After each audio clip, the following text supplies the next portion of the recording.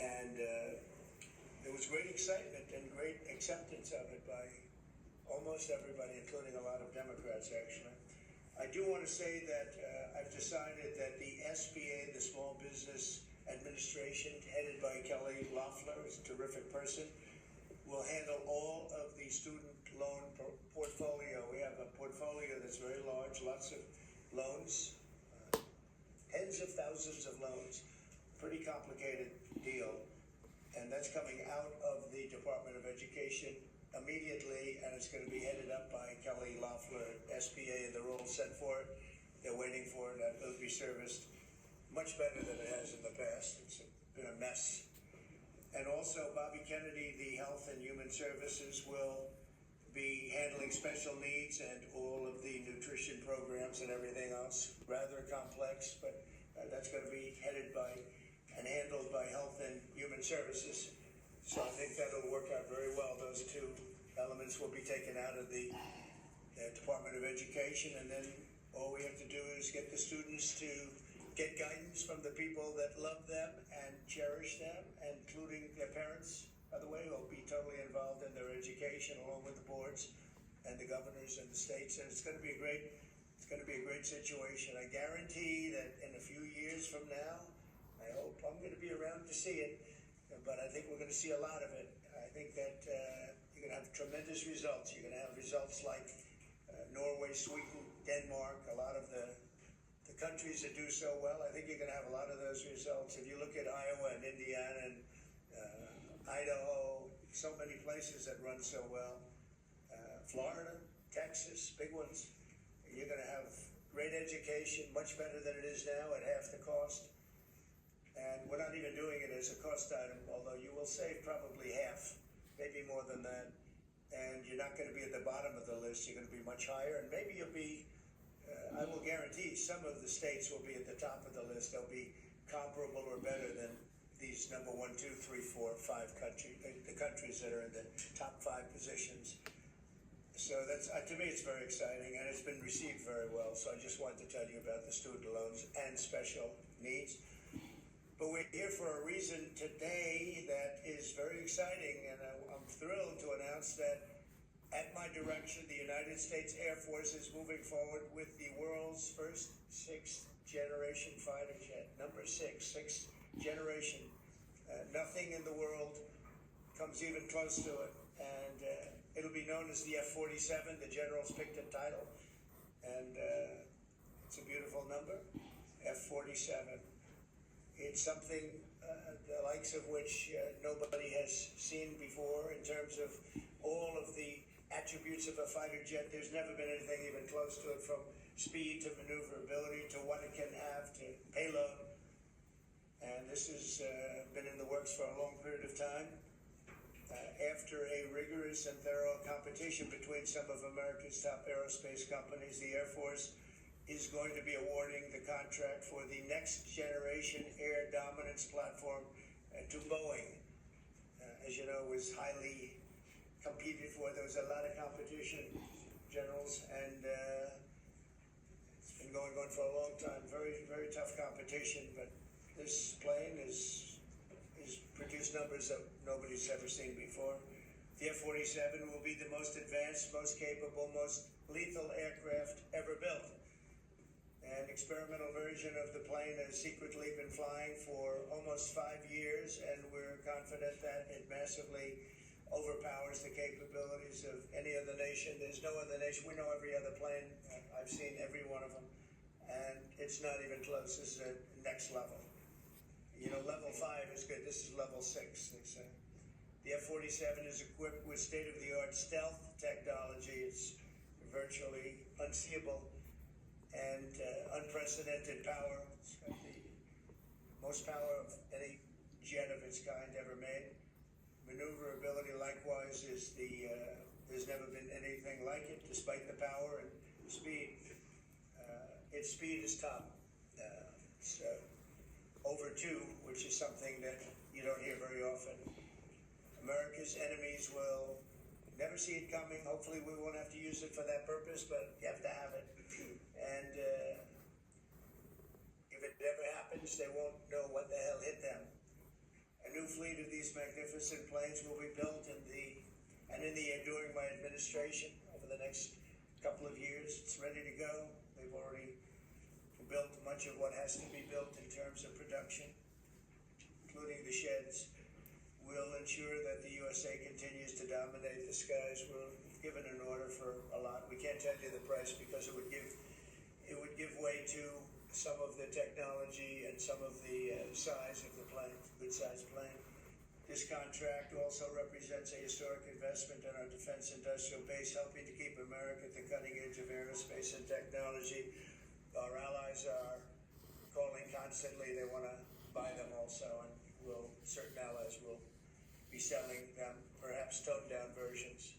We like to tone them down about 10%, which probably makes sense because someday maybe they're not our allies, right?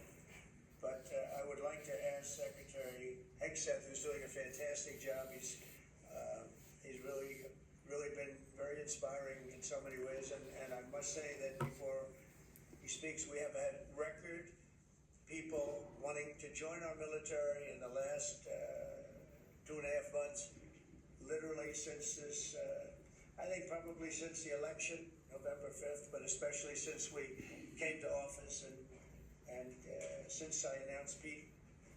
He's young, he's smart, he's strong, he loves it, and they love him. But we've had record numbers of people wanting to join our military. Now, if you go back 6 months, it was the exact opposite.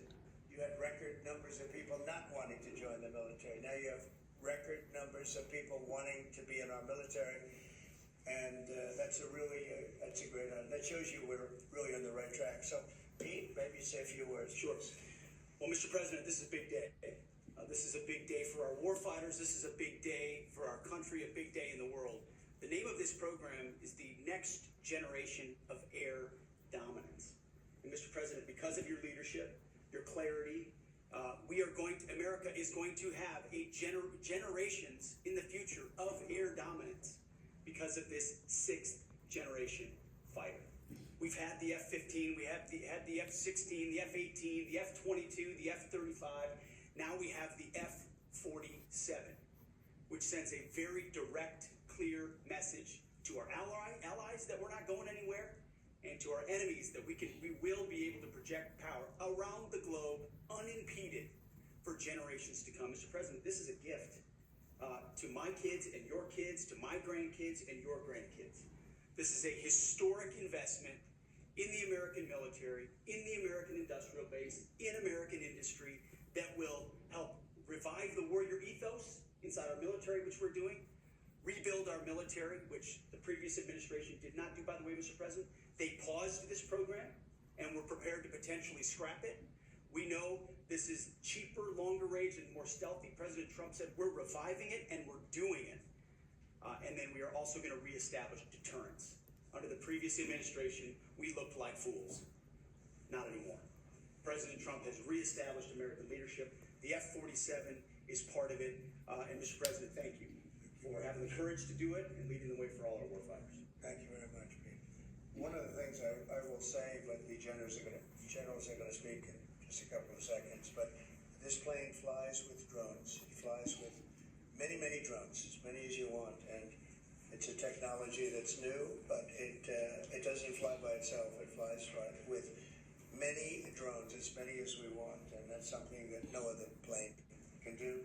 So I'd like to introduce, if I might, Air Force Chief of Staff General David Alvin, and also General Dale White, two incredible people that I've known over the years, but I got to know really well over the last few months. And would you say a few words, please, General? Thank you very much, Mr. President. Mr. President, Mr. Secretary, thank you so much for your unwavering commitment to our military. I will say this is a big day. This is a big day for our United States Air Force as well. You know, air dominance is not a birthright, but it's become synonymous with American air power. But air dominance needs to be earned every single day. And since the earliest days of aerial warfare, brave American airmen have jumped into their machines, taken to the air, and they've cleared the skies. And whether that be clearing the skies so we can rain down destruction on our enemies from above, or we can clear the path to the ground forces below, that's been our commitment to the fight, and that's really been our promise to America. And with this, F-47 has the crown jewel in the next generation air dominance family of systems, we're going to be able to keep that promise well into the future. I also want to thank everyone from industry and with the government, our engineers, who have worked tirelessly on this program to bring it where we are right now today. This shows that American talent, American skill, and American determination are second to none, because this platform is second to none. So we believe that this provides more lethality, it provides more capability, more modernized capability in a way that is built to adapt. This, along with our collaborative combat aircraft, the President talked about with drones, this is allowing us to look into the future and unlock the magic that is human-machine teaming. And as we do that, we're going to write the next generation of modern aerial warfare with this. This enables us to do this. The manner in which we put this program together puts more control in the hands of the government, so we can update and adapt at the speed of relevance, at the speed of technology, not at the speed of bureaucracy. This is more Air Force. This is more options for the President. We say as our mission in the United States Air Force is to fly, fight, and win air power anytime, anywhere. If you want to go anywhere, you have to have a platform that gets you anywhere. This provides the President options from the very one end, which is a quick response, and then we can get right back into fighting stance without having to deploy troops that are going to take maybe months and cost more lives. We can be back in fighting stance and maybe restore that deterrence, all the way to decisive victory as part of a joint force that is the most lethal and capable military ever known in history. That's what we provide now, and this allows us to provide into the future. It's more deterrence, more capability. It's what peace through strength looks like in the future, Mr. President. So we're very proud to do that, and all we can say is, on behalf of the United States Air Force, let's deliver. Very much. Thank you, General. Would you like to say something? No, sir, I'll just double down what the chief said. He knows what to do. Generational He knows need. who the boss is. That's exactly right. Air superiority is what it's all about, and this is what we'll deliver. That's great. Thank you very much. Great job. We've worked together long and hard on this, and this was a big secret. In fact, we don't show too much of the plan for that reason. See what we show? You see how beautiful that is, but that's just a very small part of it. Sure. I wasn't surprised. I was wondering how much you're going to show when they came in with that. You see a wheel in the front? That's about it. Any questions? Mr. President President, Trump. is 80,000 pages of documents is a lot to sit through. Can you just tell us who killed Kennedy? Well, I was given the task of releasing that because many presidents have gone through it and they haven't released. And I said, release. We even released Social Security numbers. I didn't want anything deleted. They said, sir, what about Social Security? Oh, people long gone, but they're long gone, so I can't imagine. But I said, if you don't delete it, if you do delete it, we have people are going to say, why did you delete it? There's something in it. So we gave Social Security and we gave everything.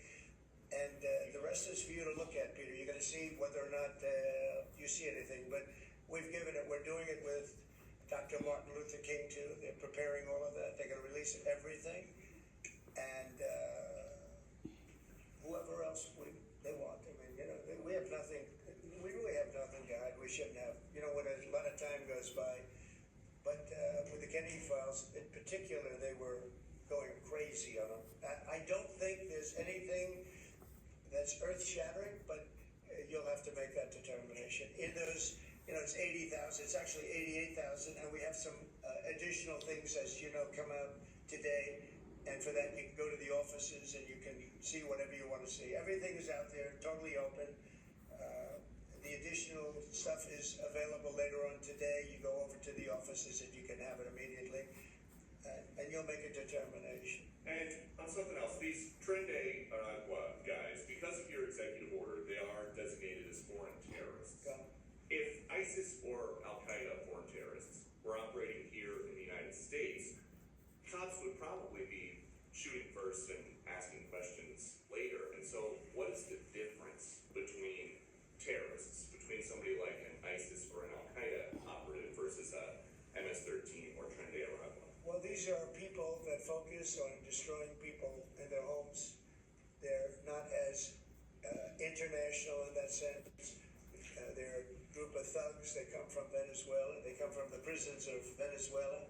They're very, very dangerous people, but they didn't look so dangerous when the guards took care of the situation from El Salvador, and I want to thank the president. He's a friend of mine. He's done a great job, but I just can't imagine that the Democrats are taking this issue where they want to have them back.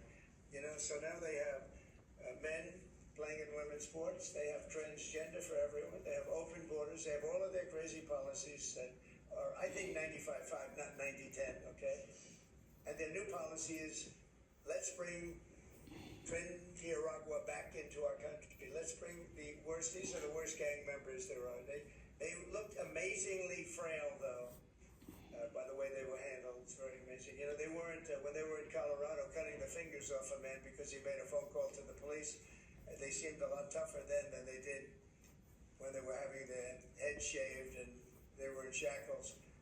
They're tough people, they're bad people. We don't want them in our country. We can't let a judge say that he wants him. You know, he didn't run for president. He didn't get much more than 80 million votes. And we just can't let that happen. It'd be so bad for our country. I won on the basis of getting criminals out of our country that were let in. It was called unforced error. They were let in by Biden, incompetently let in, and let in by the millions, actually. 21 million people. I believe it's 21 million. And that's not even including the gotaways, but these are rough people. We want them out of our country. And I won the election based at least partly on that. And that's a big part, yeah? I don't know if you saw this. Tim Walz is now saying about Trump supporters, and forgive me, I'm just reading a quote from Tim Walz. I think I could kick most of their ass. Oh, boy, he'd be in trouble. Is there any way to know? Well, he's a loser. You know, I mean, the guy's a loser. He lost an election. He played a part. You know, usually a vice president doesn't play a part, they say. I think Tim played a part. I think he was so bad that he hurt her. But she hurt herself, and Joe hurt them both. They didn't have a great group, but I would probably put him at the bottom of the group. Have you heard that Biden wants to get back involved for Democratic politicians, fundraising, and campaigning against your policies? I hope so. I hope so. Mr. President, there's several families. Mr. President, there are families from some of the people. Abuela Nación is better from Argentina. There are families from some of the people that were on those flights to El Salvador that claim that they're not criminals, they're not members of Penderagua, of MS-13. What can you tell them, and what guarantees can you give them that everyone in those planes were actual criminals, terrorists, as you said? Well, I was told that they went through a very strong